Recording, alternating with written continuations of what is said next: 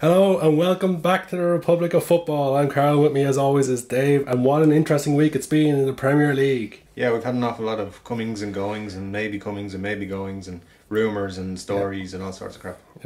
And we picked the perfect time last week to do a transfer special, with Payet saying he wants to leave West Ham and Costa saying he wants to leave Chelsea, or all the Costa stuff, about a day or two after we did the transfer special last week. I'm pretty sure as soon as we uploaded last week's episode, the transfer special, all the stories changed. Yeah. So anyway, Antonio just talk he's going to sign a new contract at West Ham now. but that's the new, that's the way the January transfer window goes. And really, in the last week, that's when it all kicks off. So in the next couple of weeks, it should be exciting. We're starting to see some moves happening now with Hull selling Livermore to West Brom. And we'll get more of that next week. And we're going to try to get another transfer special out early next week, probably Monday or Tuesday. But now, let's talk about the games that happened last weekend. We made some predictions on last week's show, see how we shaped up against them. And what we're going to do is we're going to have a competition kind of for the predictions. So you get 2 points if you get correct score and winner, or you get 1 point if you get the correct winner. You get 0 points if you don't get it right. The first game of the weekend, of course, was Spurs West Brom, and we both were saying it could be a great game and very evenly matched. Yeah, that didn't happen. That didn't happen. No, Spurs were fantastic. Just knocked them out of the park, made West Brom look like a relegation battle team again. Where did it all go wrong for West Brom? Or was it more a case that it went right for Spurs? I think they lost it in midfield a little bit, and you've got Dele Alli's in a bit of magic form at the moment, and he created everything for Spurs. That assist for Harry Kane's hat-trick, that was unbelievable. I mean, if you look at it, Harry Kane doesn't even hit the ball very well. Yeah. It's just all set up from the pass. He does really, really well, and while he's in that rich vein of form, Spurs are going to do really well. So for the predictions, I predicted 2-0 to Spurs. You predicted 3-3 or 4-4. So it's kind of right. The actual score was 4-0. So you got closer to the goal tally, but you got nothing for getting it wrong. I got 1 point for getting the winner right. 1-0 me. Next game was Burnley Southampton. We all said it was going to be the game of the weekend. Jokingly, of course. Yeah, and then I think it was 0-0, was it? Or no, 1-0. It finished 1-0. Finished 1-0. I got spot on 1-0. You predicted 3-0, so you got the right winner, but you were a bit optimistic as Burnley were going to score goals. Well, I think Burnley are a better team than Southampton, but I didn't expect Joey Barton to come off the bench and score a minute later. Joey Barton didn't expect that. So, the next game was Hull Bournemouth, and this was the shock of the weekend, because we were talking about Marco Silva on the last show and how he was going to have a tough game against one of the better Premier League managers in Eddie Howe, and somehow Hull won 3-1. They looked good, actually. They looked a lot better than they have this season so far. Yeah. And they took their goals well. So it finished 3-1, but we both predicted a win for Bournemouth. I said 1-0, you said 2-0. So we both get 0 points on that. So at the moment the scores are 3-1 to me. But then it goes to the Sunderland game. And the Sunderland game, again, as predicted, Sunderland were going to lose. Yeah. But nobody knew how good Peter Crouch was and that he was going to dominate the game. Although really it was Arnautovic. It finished 3-1. I predicted 2-1 to Stoke. You predicted 2-0 to Stoke. So you got the goal difference right, but you only get 1 point for the right winner. So 1 point each there for right winner. Swansea Arsenal was the game. This is the one that I don't know if it's amazing that we both did this or whether it was just so obvious. I think it was just so obvious. I think we everybody both predicted 4-0 to Arsenal, and the game finished 4-0 to Arsenal. Yeah. Well, I'm just sorry I didn't put any money on it, because there was no way it was going to be anything other than a thumping defeat for Swansea. So that's another 2 points apiece. Then there was a game which was just a complete bore. Watford, Middlesbrough. Mm-hmm. It was goalless. I predicted 1-0 to Middlesbrough. You predicted 2-0 to Middlesbrough. So neither of us get points for that one. Moving quickly on, because there wasn't much to say about that game. West Ham against Crystal Palace. And again, it was a bit of a shock again, because West Ham have been so bad. But they pulled it out of the bag. Demolished Sam Allardyce's team 3-0. They looked fantastic, and actually I think Andy Carroll has scored a contender for goal of the month, if not season. It was a fantastic volley. The cross is perfect. He gets up so high to volley, and to keep that volley down and into the top corner. That was fantastic. One of my favourite goals of the season so far. I was surprised with how poor Crystal Palace were overall. I predicted 1-1. You predicted 2-1 to Crystal Palace. So we both got that one wrong. No points apiece. And then it was Chelsea against Leicester at Leicester. I predicted 1-0 to Chelsea. You predicted 1-1. It was actually 3-0 Chelsea. I don't think anyone saw Chelsea win, especially when Diego Costa went off. I think the big thing for me was I'd say a lot of people were thinking this.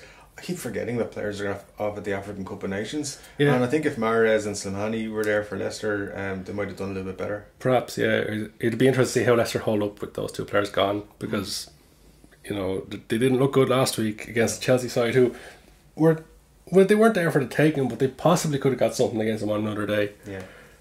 Then it came to two big games of the weekend, and another huge shock when Everton demolished Man City. Yeah. I was saying that they could possibly squeak it, and that Lukaku against Stones would be the battle of the weekend. He just demolished them, and any team with good wingers can beat City, and that was proven at the weekend, because Everton just made City look terrible. Well, I think, nobody looks happy at Man City recently.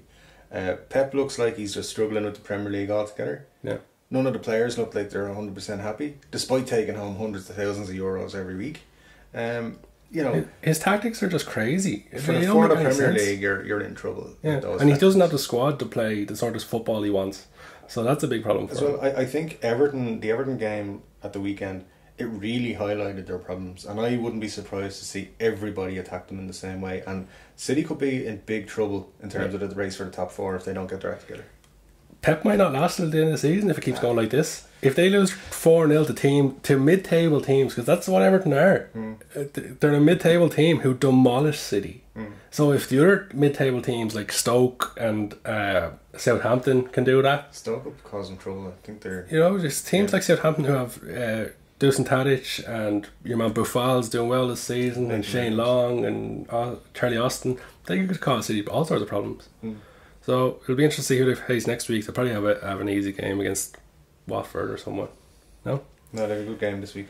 Okay, well then there was that small game at the end of the weekend, the one that everybody was saying was going to be a huge game, and it's Klopp Mourinho again, and it was a draw. Yeah, but it was a much better game than when they met at Anfield earlier in the season. It was. The one question I have was, where would Man United be without Ibrahimovic? Because he scored 17, 18 goals already. If he wasn't there scoring those goals... Yeah, and, his goal is very good in the last few minutes there against Liverpool. I feel a little bit like Liverpool haven't been playing well since Christmas, but they've been grinding out results and doing okay. I mean, a point away to Man United, no matter who you are, is a good result. Going forward, it definitely wasn't Liverpool's best performance of the season. They did score from the penalty, but defensively it was probably their best performance of the season. One of up there, probably with the City game. But then Man United just switched to the lump it and hope tactic, and it worked. In fairness, it worked. Yeah, you can't give out about it because it worked for them. They got the result they needed. So just for the predictions, I predicted 1-1, you predicted 1-0. We both knew it was going to be tight, and I just squeaked it. Got 2 points for getting the score correct, which means the total for the predictions the first week, I win 10-5. I think the first week should be a practice. No, I don't think it should count. I think we should just end the prediction scores now. We'll finish the table there. No, next week you're going to redeem yourself, because we'll jump straight into the predictions for next week. I'm just going to throw a 7-0 in for the laugh. You've probably tried to get a bit closer. Who's playing Swansea? 7-0 to whoever's playing Swansea. Liverpool. 7-0. So the opening game of the weekend is Liverpool-Swansea. Yeah. And on paper, you would say Liverpool are going to destroy Swansea. But that's what I said the last time Liverpool played Swansea, when Guidolin was in charge. And Swansea were on a terrible run of form, and they were doing horrendously bad. Yeah, but you could see them in that game. They were fighting for their manager, and it turned out to be his last game. But they were, that game against one of the bigger sides. They stepped up and they put in a good performance. They still lost, but they lost with a bit of dignity. Yeah. Unlike City the other day against Everton. But it's Paul Clement's second game. He got destroyed in his first game. I would not be surprised if Paul Clement just set out to park the bus and try to get something out of the game. It seems to be the tactic of most managers going to Anfield these days, is try and park the bus. Yeah. However, I don't think they'll be successful with that Swansea. They don't have the players who can keep out. Bear in mind, Coutinho's back. He's dangerous from 40 yards or so. Anytime Coutinho is on a pitch, he can score from anywhere, it seems. So maybe Liverpool can break down the park to us because of Coutinho, but they have, as you say, since Christmas they've struggled going forward at least. Yeah. So we'll see.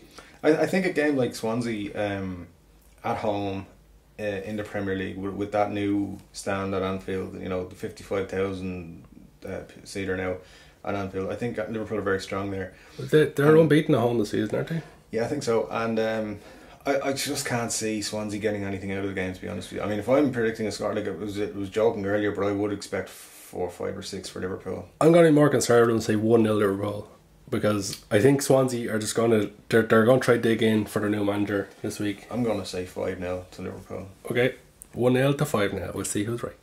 But we're both agreeing it's going to be a Liverpool win. Yeah, and at least Swansea are going to have at least one player sent off as well. So last week we predicted that Bournemouth were going to win, that they were going to walk it against Hull, against their new manager. This week Bournemouth are at home to Watford, a team in serious trouble all of a sudden. They're not playing well, they're not scoring goals. This time last year they were high flying. I think they were still up around 7th, 8th. They had Agallo and Deeney firing in the goals. It's not working for them at the moment. Well, I think this week, again, Watford look in big trouble. I think this week you've got to look at Bournemouth as a stronger team. Really, they have a better balance in their team. I think is it at Watford or at Bournemouth? It's at Bournemouth. I'd say give it a 2-0 to Bournemouth there probably. Watford are very trigger happy with their managers. They tend to fire them a lot just for nothing. Like Quique Sanchez-Flores did fairly well last season for a team who'd just come up. Yeah, well that's it though. They tend to give them the season. Yeah, and the manager who brought them up to the Premier League from the Championship, he was fired for getting them promoted. Yeah, so he did a bad job getting them promoted. It's crazy. But so maybe Materazzi won't make it till the end of the season. I'd say they'll give him till the end of the season, but I don't expect him to be there next season. There's every chance they'll go for Guidolin actually, because I think they own Udinese and Granada, and he used to be Udinese manager. Moving on to the next game, do we give predictions for Bournemouth, Watford? Yeah, 2-2. 2-0. Crystal Palace, Everton at Palace. See, I have so much faith in Christian Benteke, but I don't know. Palace are just terrible at the moment. Unless they buy a whole new defence, they could be in serious trouble. And especially with Everton coming off that win against City. Yeah. Because they were high flying that game, and they have these 2 new young lads who look really good. Yeah, Everton's tails will be up for sure, and I think they'll go in. They'll go in to try and just control that game. I can see an Everton win coming there. What's your score prediction for Palace Everton? 2-0 Everton. 2-0 Everton. Very conservative right there. Yeah. I'm going to say 2-1 to Everton, because Benteke might get a penalty. See, I do have faith in Christian Benteke, and if Crystal Palace win, it'll be because of Christian Benteke. The Crystal Palace won't win. But saying that right there. Middlesbrough West Ham. West Ham will be hoping that they can continue their good form now. Yeah. After beating Palace 3-0.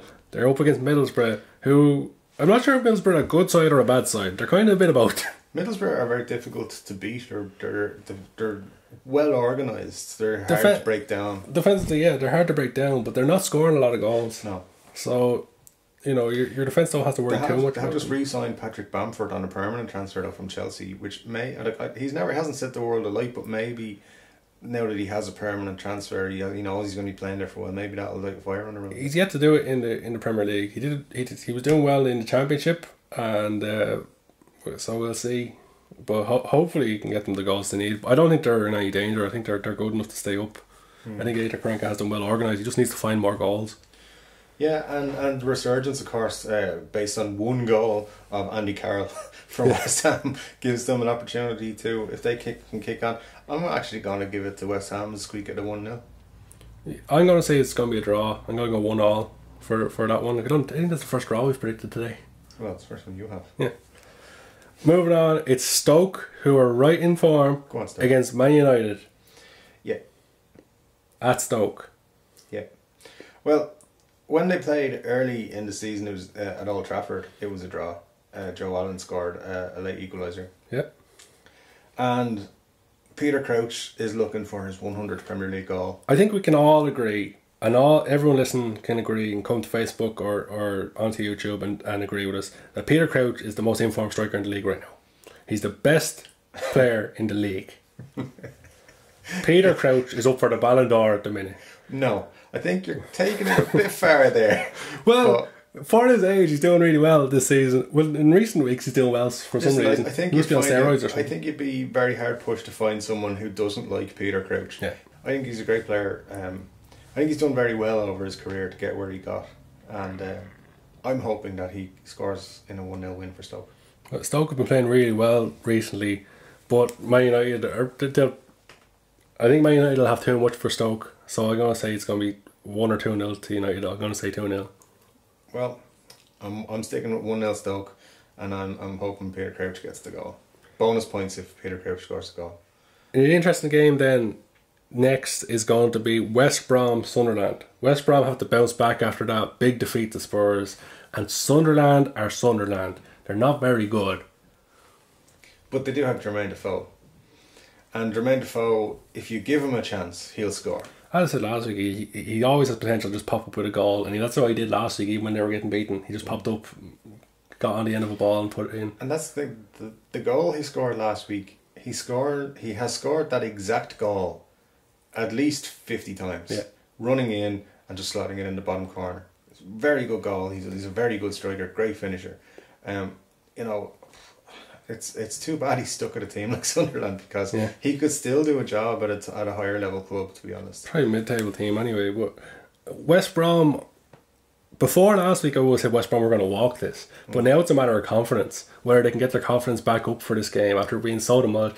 Towards the last 10 minutes of the Spurs match was just a joke. They were just passing the ball around for fun. Yeah. West Brom weren't closing down, weren't even trying to get the ball back. Yeah. They were just happy to let Spurs have it. They were walking around the pitch. Yeah, but you can only imagine Tony Pulis is going to be beating people with a stick this week because of that. He's not going to accept that kind of performance from West Brom again. Yeah. And they're going to need to go out and show their capabilities this weekend. I wouldn't be surprised if they absolutely hammer Sunderland. They could do it. They have the potential. Rondon's a very good striker. They've got Chadley. They've got a lot of good players. I think they're a much better team than Sunderland. That's so, for sure. Predictions for that one? 3-0. 3-0 West Brom. I'm going to say 2-0 West Brom. But I agree, West Brom win. Then there's a very big game. 5:30 on Saturday. Manchester City against Spurs. Man City just got demolished by a mid-table Everton. They're now coming up against one of the most informed teams in the league. Yeah, another way to look at it is a team who just lost 4-0 against a team who just won 4-0. Yeah. It's... yeah, but Spurs have been so good recently, and City were so bad at the weekend. And I was saying, any team with good wingers can demolish United. Or not United. Any team with good wingers can demolish City. Spurs have great players all over the pitch. Never mind just on the wings. So... Yeah, I think Spurs, I mean, there's two ways of looking at a big game like this. In that, yeah, Spurs could, because of the way they're set up, they could just absolutely run riot against City because they leave too much space at the back, and their goalkeeper is the most suspect keeper in the league, in fairness. Yeah. But it could also be a game that's very tight, that the City boys do get themselves up for. The same against Liverpool. The City kept it tight. They didn't control the game necessarily, but they didn't really cause that much trouble either. Yeah. And they ended up only losing 1-0, where you could have said that Liverpool, with their attacking prowess, could have scored more goals. You might have expected them to. I said last week Lukaku was going to give John Stones hell. So is Harry Kane. And Harry Kane's arguably better at it than Lukaku is, giving defenders hell. Yeah, well, what I would say is that, again, just going back to Dele Alli being in such a good vein of form at the moment and being such a good player, if Harry Kane and the rest of the Spurs, like Eriksen and etc. at Spurs, they're going to keep the City defence occupied. Yeah. And Dele Alli's going to have so much space. He's going to have so much time, because that's just how City play. They're just going to end up with him running riot, basically. I think through the middle of Man City. I think if Spurs could beat West Brom, who are good defensively, 4-0, I think they're going to beat City at least 5 or 6. That's going to be my prediction. 5-0. I think that's not going to happen. Do you know what? I'm going to take a risky one and say it's going to be a draw, but I'd say maybe a 1-1 draw. Is Pep overrated? Yes. Look, he came in, he took over Barcelona when they had the best players in the world coming through. The best player in the world really getting just getting better and better all the time. You have Iniesta and Xavi controlling your midfield. Yeah, we spoke spoke about the about best defenders in the we world. spoke about it on the transfer special or last week's show about all the great players he had and how easy it was for him at other clubs. Yeah. The two managers he reminds me of the most, Andre Villas-Boas at Chelsea and Scolari at Chelsea. Both came in with huge reputations. Scolari had won the World Cup. You can't do much better than that. Yeah. And they both played a style of football. And Scolari was top of the table coming up to Christmas, and he was doing fairly well. But then the wheels came off, and people figured out how to beat him, and figured out that his system didn't make any sense, and you could just get down the wings and destroy them.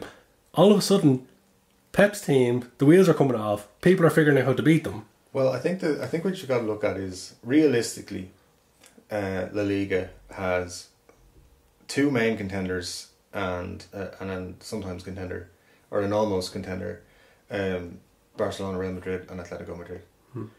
So one of those three teams is going to win the league every year. But when Pep was there, it was still only two horses. Atletico weren't even close. Exactly, and then he moves to Bayern Munich. He's in the Bundesliga. It's basically a one-horse race. It's basically a one-horse team, but occasionally, like a Dortmund, or whatever, will get up and challenge. But what's wrong for him in the Premier League is there's maybe 5-6 teams that can genuinely challenge for the league, which means getting in the top 4 is extremely competitive.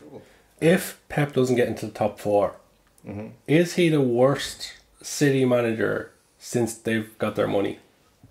Well, because since they've got their really big money, because Mancini got them into the top 4 and won the league, Pellegrini got them in top 4, won the league, won the cups. Pep at the minute looks like he's on to win nothing and finish outside top 4. I think what you need to look at with Man City is that they're really, I think, going to focus on the Champions League. I don't think Pep is really going to bother too much anymore with the league. He's lost too many games. They're not going to win it. But in 8 games, they could win the Champions League if they focus on those 8 games. 9 games. They're so bad at the back though. Like, they're losing to teams like Everton. What are they going to be like when they come up against Real Madrid, Bayern Munich? I was saying teams with wingers can beat them. Imagine them playing against that Real Madrid side that have Bale and Ronaldo down the wings. But maybe if he puts a specific game plan for those teams, maybe he can, and just doesn't focus on anything else. Maybe they can do it. I think their game plan in that scenario will be to like sit back, play for 0-0s, go to penalties, and try and win the penalties. I really think their only hope is to buy 2 or 3 really good defenders in January. Perhaps we'll talk about more on the transfer special on Monday or Tuesday. So then we move on to Sunday's games. Southampton, Leicester. 2 teams that were doing pretty well last season. Southampton finished in the Europa League spots. Leicester obviously won the league. I think Leicester really just, until their players are back from the African Cup of Nations, and they haven't been doing that well anyway with those players. Yeah. But without their better players, they don't have any faith in them whatsoever. Obviously, Southampton obviously missing a couple of players as well, but through injury or not wanting to play. Southampton do have the semi-final the following Wednesday or Tuesday, so exactly. They might rest a few players. Yeah, and what I think with that, but I think Southampton have a little bit of a better squad, and I like some other players a little better. I think Southampton are going to nick that 1 or 2-0, probably 1-0. I'm going to say it's going to be 1-1. The next game is Arsenal Burnley at Arsenal. Arsenal are in some good form now. You put your house on it being an Arsenal win at the minute with Burnley away, so it's probably going to be a Burnley win. I was going to say you would put your house on Arsenal winning, so I'm going to say Burnley are going to win it. Yeah. But no, I'm not. I'm going to say Arsenal are going to win it, probably 3-0. That's a 2-0 Arsenal. I'd be surprised if Burnley got anything out of the game really at the Emirates. Yeah. Chelsea Hull. Marco Silva has a big test on his hands. I think they're going to work very hard, Hull, and I think they'll continue to see a bump in performance because they have a new manager in. Yeah. Which you do tend to see from teams, and I think if he can get a draw against Chelsea, I think Marco Silva should be given a sainthood. Because Chelsea are a very, very, very good team. Yeah, I can't see Chelsea not winning this one. No. So I'm going to say 3-0 Chelsea. I'm going to actually go for a surprise one and say Hull 1-0. Big call. You sure you want to do that when you're losing the bricks table? Yeah, I do. I mean, it's got to take a risk. You've got to gamble sometimes. It would be amazing. So don't forget to check back with us next week to see who's leading the prediction table. But for now, this has been the Republic of Football. I've been Carl, he's been Dave, and we'll catch you next week.